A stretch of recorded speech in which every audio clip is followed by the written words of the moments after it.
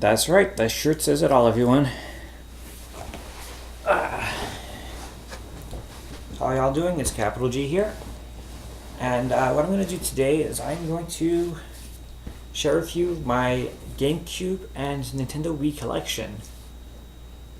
Of course, I was playing all of these games on my Wii, and once I got the Wii U, I decided, you know what, I'm going to keep my Wii so I can continue to play these without having to go out and get another Gamecube.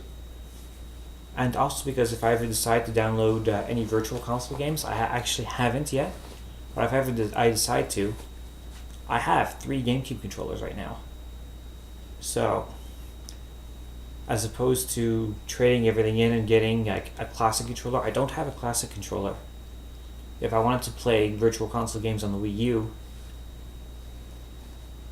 I would need a classic controller if it was for the Wii Virtual Console, and I would need a Pro controller if it was for the Wii U Virtual Console, or whatever they call it now. So, I don't want to have 5-6 different types of controllers. I've already got the Wii U gamepad, I've got a Wiimote, and I've got GameCube controllers. That's more than plenty. So that being said, let's start going through my GameCube collection. And let's start with Fire Emblem Path of Radiance. I won't go into too much depth in these games because I've got like 30 something to show you. But Fire Emblem, of course, tactical RPG based off the popular series that was especially popular in Japan, but only started coming to North America as a result of Smash Brothers. So there you go. Glad I have it, and I don't have there's a Fire Emblem game on the Wii. I don't have that one. My brother has it, and maybe at some point I'll get that off of him if I ever finish this one. It'll happen at some point, I'm sure. I have the Mega Man Anniversary Collection, and it's awesome because we have the first 8 Mega Man games with the original graphics. You can see by the screenshots. And this was released as part of Mega Man's 15th anniversary. There are a couple other games on here. There were some arcade games. I'm guessing fighting games or whatnot. I forget what they were exactly, but they're on here. So 8 classic games plus a couple others that most North Americans did not get to see. Luigis Mansion. Never played it. This was one I got from my brother. He also recently picked up a Wii U, and he sold his Wii and decided not to keep his GameCube games. So I got this from him. I don't know if it's any good or not. A lot of people are divided. When it originally came out, people slammed the game, but over the years it's developed quite the fan base. So maybe it's good, maybe it's not. We'll find out at some point. The same story goes for Sonic Adventure, which, here's an interesting story for you all. Even though I had the Sega Master System growing up, I had a Sega Genesis growing up, but when it came time to upgrade, the next console I got from there ended up being the Nintendo 64. Skipped the Saturn, skipped the Dreamcast, went to N64. So for that reason, I did not play Sonic Adventure. I had seen someone play Sonic Adventure 2, and I was really impressed by that, but I haven't actually sat down and played the Sonic Adventure games myself. So at some point soon, I'll have that opportunity. Of course, I love my Zelda games. And although this is my brother's copy, Windwaker, although I did finish this game. I did play and finish this game. And I was once telling Drew that Zelda the Wind Waker, yeah, the Triforce quest gets annoying. But the storyline payoff when you complete it and you get to the final battle makes it so worth it. I love playing this game. It was a really good experience. And I am glad to see it be released on the Wii U. Because I have this one, I won't get it because it's essentially the same game. They don't offer enough new things to make me want to pay for a game I already have and can already play. But it's good. It's there. It's a chance for people who missed out the first time around to play it. So there you go. And on the topic of Zelda, still on the topic of Zelda here, Twilight Princess. A story behind this game, actually. This was during the Christmas season. In fact, the previous Christmas season, I was at HMV picking up some music from my mom and dad. And a few of the employees there were having a debate over which was the best Zelda game. Someone was saying Ocarina of Time, somebody was saying Legend of Zelda Link to the Past, somebody was saying Skyward Sword. And I decided to chime in and make the argument for Twilight Princess. I mean, Ocarina of Time is, in my opinion, still a better game than Twilight Princess overall. But when you look at the design of Hyrule and look at the story and Midna's character, it feels like a more fully realized Zelda game than Ocarina of Time was. That was my argument for it. And they did agree with me on that point, but they said the thing that held it back was the motion controls. He did not know. The people I was talking to did not know that this existed on Gamecube.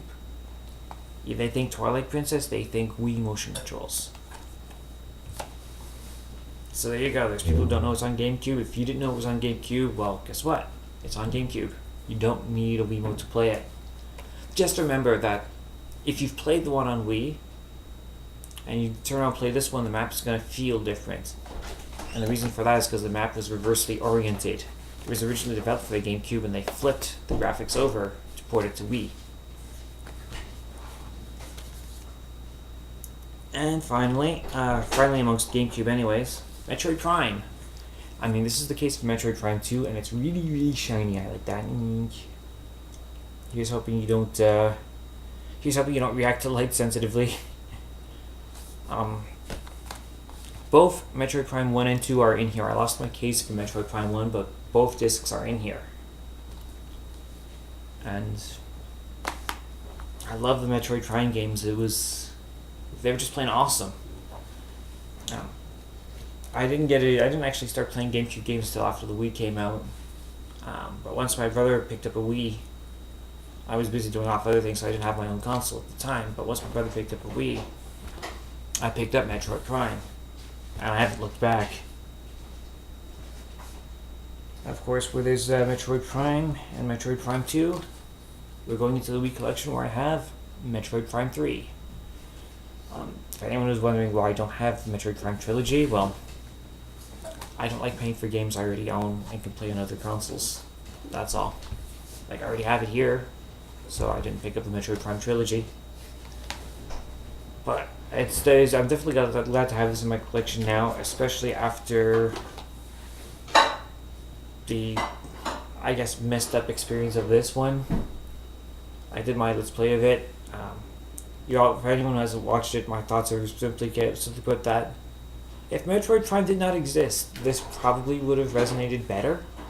And there's also way too many cinematic scenes that destroyed the pacing of the game. Metroid Other M is disappointing because it could have been good. It could have been great, in fact, but it was just barely good.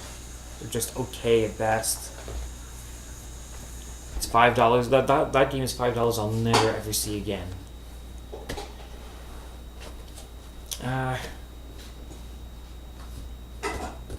Where do I want to go from here? Let's go with other games that you already know I have. For example, Super Mario Galaxy. I've made mention to it. I haven't done anything on the channel with it yet, but I have mentioned that I have this game, and a random brawl, I named it my favorite Mario game. So I recently picked up Mario Galaxy 2, and I haven't had a chance to pull this out of the box and play it yet, but at some point I will. Because Yoshi for the win. And of course, everybody knows I have Smash Bros. Brawl, because I've done Smash Bros. Brawl for my channel. I've done it for Mr. Happy's Missing's channel. I even did one for Top Kirby. Although the Top Kirby one I don't really want to talk about too much. I got completely embarrassed. Completely embarrassed, but anyways. And one other game I have, just because it was the first thing I recorded once I got my capture card, was a round of golf in Wii Sports Resort. And I got this version because I don't actually have Wii Sports. I bought my Wii secondhand. It did not come with Wii Sports. So I picked up Wii Sports Resort, got the Wii Motion Plus attachment for my Wiimote, and it's got better games overall, Wii Sports Resort, so it's a pretty easy choice if you choose between one and the other. Yes, let's go with, next up, Resident Evil 4 Wii Edition. This is actually the first game I picked up for the Wii. This is when I was still living with my parents, my brother, and I picked it up so I can play this game on his machine. And I did good for a while, and then I eventually got stuck at one of those guys that have their mask. Actually, there was like two of them. That's where I got stuck. I had no ammunition left. It was after getting out of a tower. I had literally like next to no ammunition left, and I had to fight off two of those guys that had their heads covered, and they were wielding chainsaws. So because of that, I never finished. I have to restart the game and better manage my ammo and my weapon upgrades to be able to get through that section. I did a really, really crappy job my first go around. Epic Mickey. Good fun, this one. I've heard the second game isn't so great, but I had a lot of fun with this one, especially with the character interactions. Because what'll happen is between missions you have a chance to help out people, and if you do, then they're going to like you, and it contributes to one end game scenario. And if you don't help them, or you don't talk to them in time to help them, and you just go on your mission, come back, it's already too late, you can't do their mission anymore, and they're not going to like you. And that can contribute to another end game scenario. So there's two end game scenarios depending on how you deal with other people's problems. So there's legit consequences and benefits for doing or not doing these side quests. So Epic Mickey, that's definitely one of the things that make it fun. Also looks gorgeous on the Wii, that's for sure. Wario Land Shake It. And a similar enough game, I'll put them side by side. Klonoa.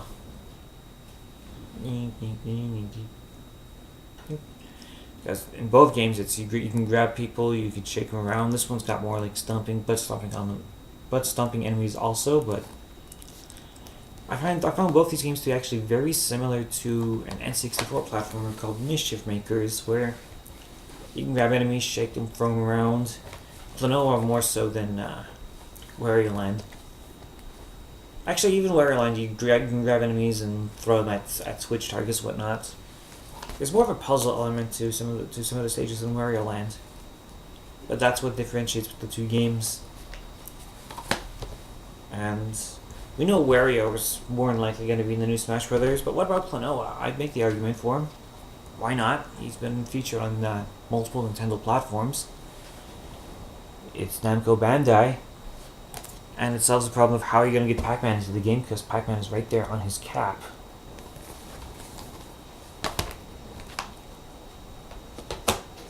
So yes, Klonoa for Smash Brothers. A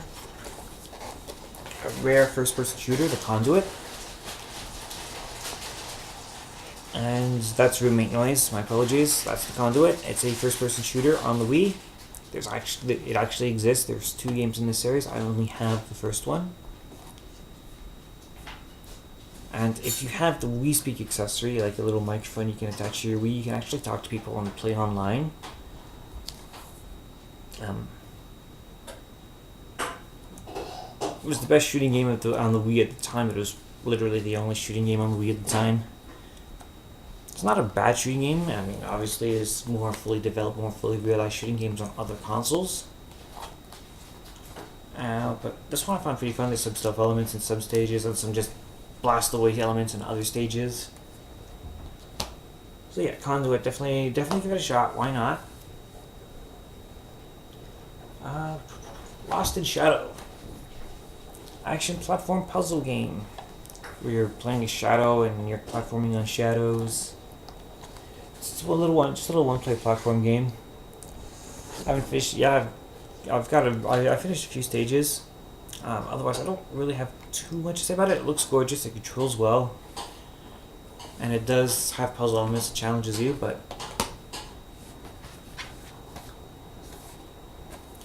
Sonic Colors, best console Sonic game in ages. Like definitely better than. Like I haven't played Sonic 06. I don't need to. I watched like 30 seconds of gameplay and that tells me everything I need to know. I did play Sonic and the Secret Rings and that sucked. I did not play Sonic Unleashed yet. That looks okay. I would try Sonic Unleashed. But this is just, this is just cool. I'll have to see if Sonic Generations can be downloaded off on the Wii. I know it's available on Steam, but my computer is being a bitch about it. So I'll see if I'll see if it's available on the Wii U. If it is, I'll get Sonic Generations on the Wii U. There shouldn't be any reason why not.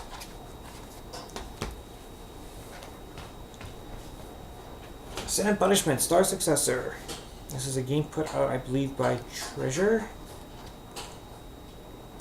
Yes, it was put out by Treasure, at least in North America. It feels like a Sega style arcade game. When you play it, it's pretty awesome. You control the Wiimote and nunchuck. And use your nunchuck to move people around. You can aim your gun with the Wiimote. And there's one, I forget if it's a Wiimote or a nunchuck that you get to swing. If an enemy comes close, you can just knock them away with the sword. Really fun arcade style. It looks good. You can clearly see the enemies when they're on the screen. So you have your targets. You got a lock on feature. You can lock on and blast away like in Star Fox. It plays 2 players simultaneous. 2 players simultaneous local. So definitely fun. It is a sequel to a game that was released only in Japan. That game, the original Sin and Punishment, is available on Virtual Console. It was ported over eventually, but the original release was only in Japan. And I haven't played the first game yet, but this makes me want to give it a try. Fortune Street. And I bet some of you are like taking bets, be like, when is he going to show Fortune Street? When is he going to show Fortune Street? Well, now's when I show Fortune Street. Is it the best board game ever? No. It's, for my taste, considering my board game experience, I find it very, very light for a board game. However, it's definitely fun. It's something that everyone can get into. A lot of people play Monopoly, so they get the basic concepts that are in Fortune Street. And it looks good. It plays well. The music's cool. Like hearing like remixes of some of the classic music from these 2 series brings it up, and it plays online. So you can actually, if there's a whole bunch of you out there watching that want to play a Fortune Street game, let me know, and we'll make that happen. Alien Syndrome. This is a game based off of an old Sega Genesis game. Not even Sega Genesis, the Sega Master System. And I used to have it. And the concept of the game is you go onto an alien ship, set a bomb, then you'd have to go and rescue all of the hostages, because there's 10 or 12 hostages on the ship, and you have to collect at least 7 or 8 of them before you can have the opportunity to exit the ship. And of course, once you get to the exit, you have a giant boss that you need to fight off. This expanded on the concept. It has RPG elements and a huge variety of weapons.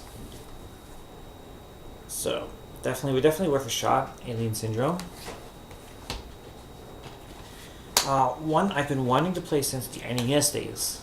This is not the original version, of course, but I wanted to play the original version on NES. It never happened. A Boy and His Blob. This is a really, really colorful redo. I don't think it's the same stages. I think it's new levels. But you can use jelly beans to turn your blob into whatever, and use it to get through stages and platform and solve puzzles.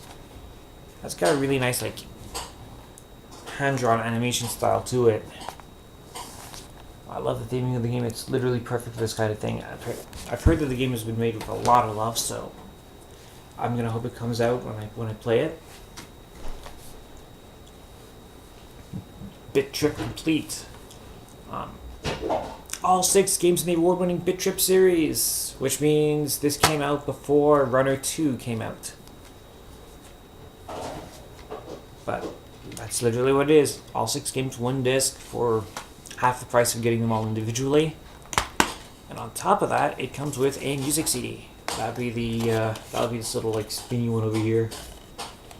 You can listen to all the game music in your car, and because the beats are so sick, you can actually drive downtown with your windows open at night, have this music going, and you're gonna seem boss, not geeky.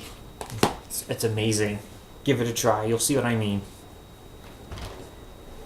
And I guess last Wii game in my collection, Rayman Origins.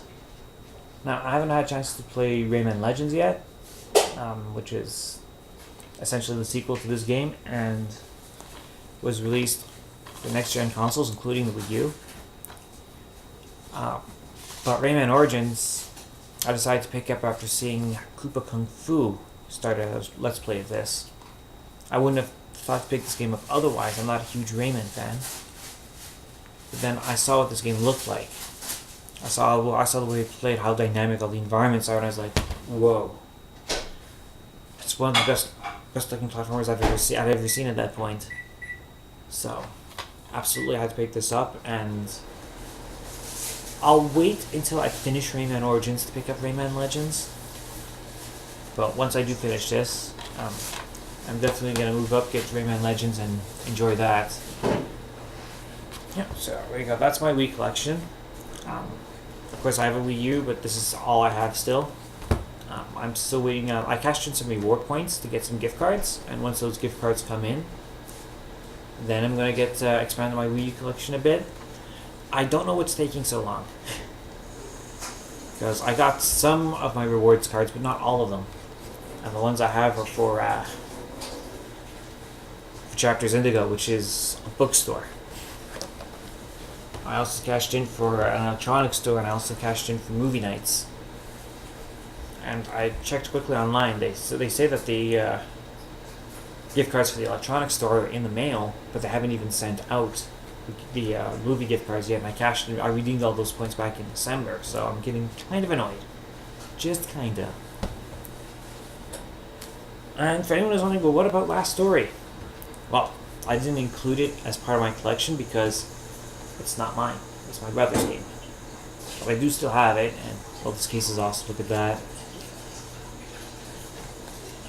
You can have, like, look at the case, and here's the game, and there's the art book that comes with it. It's awesome. Like, I got, like, 3-month-old game footage, and it's like 2.5 hours worth of game footage that I have to commentate over. I just haven't gotten around to it. I guess really the reason is, as much as I'm enjoying the game, I'm having a hard time giving the commentary justice. And that's what's slowing me down with the Last Story. I do want to finish it. I've already had one LP that I did not finish, and I don't want the same thing to happen to the Last Story. It deserves better than that. So yeah, I'll get back to this eventually, but I do still have it for the time being. And since my brother has a Wii U, and he recently picked up Sonic Lost World, so because he has his Wii U, he's going to be distracted for a while, so I can hang on to this for a little while longer, I think. And yeah, that's my Nintendo collection. If there's anything in here you want to see me play, let me know. Like, leave something in the comment box.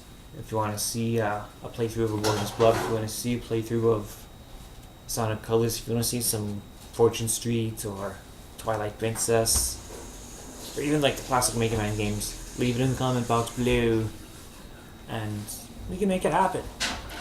I'm also going to record another video later today about my PlayStation 2 collection. I do have a PlayStation 2 still, and I have Not quite as large a collection for my PlayStation 2, but it's definitely one I'd like to share with you, and I'll do that very, very soon.